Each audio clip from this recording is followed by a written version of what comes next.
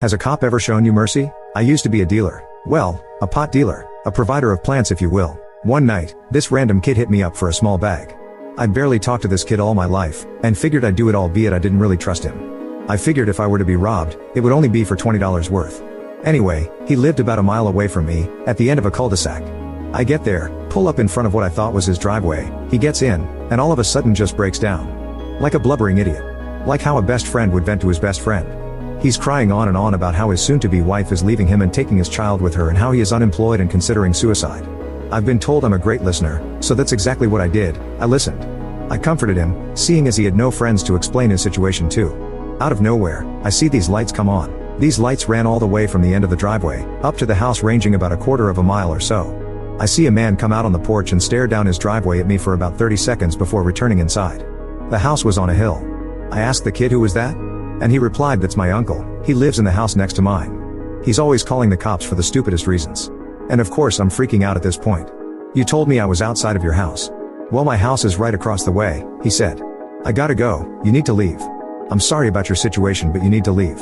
I've been here for a half an hour and the last thing I need is the cops on me. So, I drop him off, turn around at the cul-de-sac and see headlights peering around the corner. Take a wild guess as to who it was. I got super nervous. Instantly the cop whips around and starts tailing me. I turn onto my road and he flicks on the blues and by that point I'm shaking. I had about 2 ounces on me right before it got decriminalized a few years ago in my home state. I rolled down my window before he even came near. The second he stepped out of his car he yelled over to me, Jesus, I can smell it from here. Are you running a damn grow-op in your car? No sir, I said.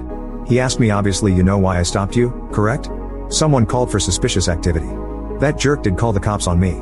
I thought to myself. So he said to me, all right, hand it over. So I gave him my bowl and he said, that's fresh grass, do you think I'm stupid?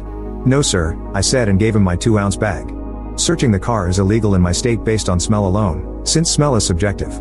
However, I did not know my rights at the time. To his own surprise he asked, what are you, an idiot driving around with this much grass? Goddamn, I could screw you so bad right now, but I won't, as long as you tell me who you got it from. Was it that kid? Is he selling you this weight? Tell me and I'll let you go. Well, I wasn't getting it from that kid, but I won't tell you where I got it and I don't care if you arrest me for not telling you. I told him I was selling some in order to pay for college, and he just kept repeating how badly he could screw me over and that I'm lucky it was him that pulled me over and not one of the older cops.